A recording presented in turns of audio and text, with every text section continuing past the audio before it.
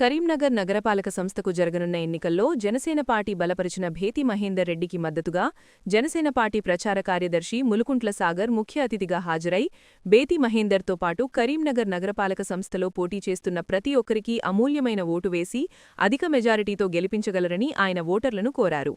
డివిజన్లో ఏ సమస్యలున్నా ముందుండి పరిష్కరిస్తారని, ప్రతి ఒక్కరూ గాజు గ్లాసు గుర్తుకు ఓటు వేసి అధిక మెజారిటీతో గెలిపించగలరని కోరుతూ విలేకరుల సమావేశంలో మాట్లాడారు. ఈ కార్యక్రమంలో పార్టీ నాయకులు, కార్యకర్తలు, ప్రజలు తదితరులు పాల్గొన్నారు. వాళ్ళు ప్రూవ్ చేసుకోవడానికి ఒక ఛాన్స్ ఇద్దామని తను ఒప్పుకోవడం జరిగింది. దాంతో భాగంగానే అందరూ అంటే ఇంత మంచి రెస్పాన్స్ వస్తుందని మేము కూడా ఎక్స్పెక్ట్ చేయలేదు. గెలుపు ఓటములు ఎలా ఉన్నా సరే బలంగా నిలబడటం మేము నేర్చుకున్నాం జనసేన కార్యకర్తలు. ఎందుకంటే ఇక్కడ ఉన్న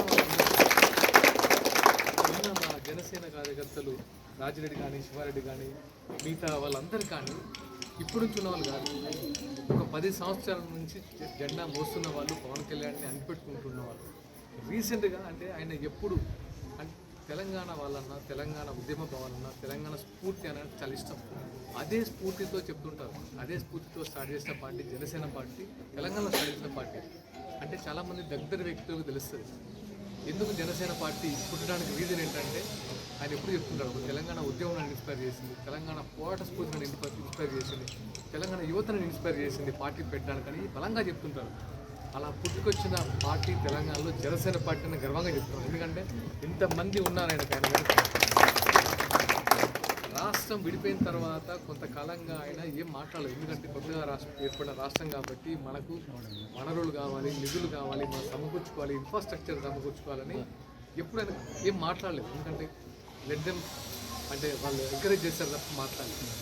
ఇప్పుడు కూడా ఏంటంటే సరే కాంగ్రెస్ ప్రభుత్వం వచ్చింది మాట్లాడలేదు, కానీ ఎప్పుడో ఒకసారి ఎందుకంటే ఏదైతే మనం తీసుకున్నామో నీళ్లు, నిధులు, నియామకాల కోసం మనం తెలంగాణ రాష్ట్రం ఏర్పరచుకున్నామో ఆ ఫలాలు ఎవరికి చెందుతున్నాయి అనేది మాత్రం క్వశ్చన్ మార్క్ ఉంది.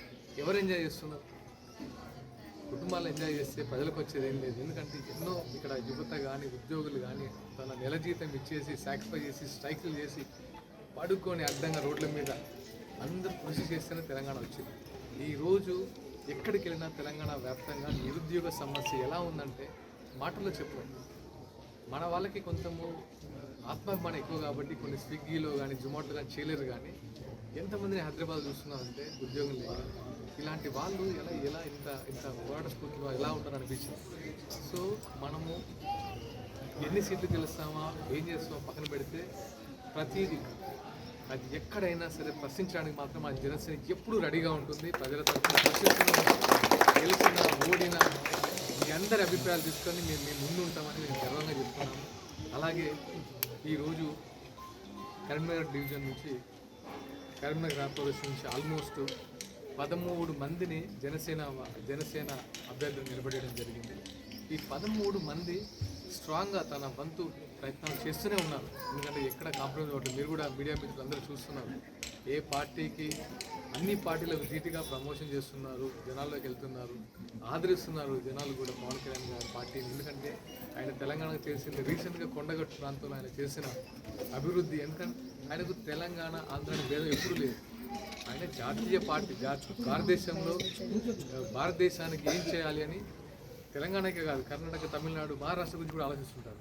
ముఖ్యంగా తెలంగాణ స్ఫూర్తి అంటే ఆయనకి ఇష్టం. తెలంగాణ నాయకులు కావాలి, తెలంగాణ నుంచి గట్టిగా నాయకులు కావాలి, తెలంగాణ పోరాటం కావాలి.